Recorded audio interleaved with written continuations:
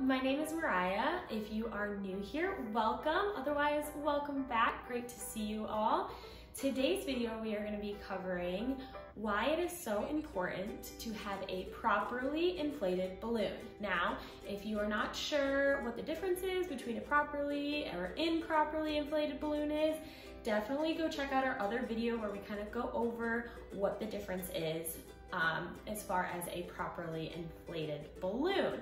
There is a few reasons why this is important, but the number one reason is if you have a improperly inflated balloon, it is going to pop a lot easier, especially if it is overinflated.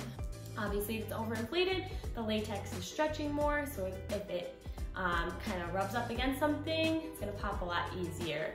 Things like that, if it's out in the heat, it's gonna pop a lot easier. So make sure your balloon is properly inflated. Also, if it is underinflated, it's gonna look all sad and saggy and get a little wrinkly. Definitely don't want that. Again, another reason you want to make sure that your balloons are properly inflated is that if you are using the technique that I prefer, which is tying the necks of your balloons together, you are going to want to make sure that your balloon is properly inflated so that you have the longest neck possible.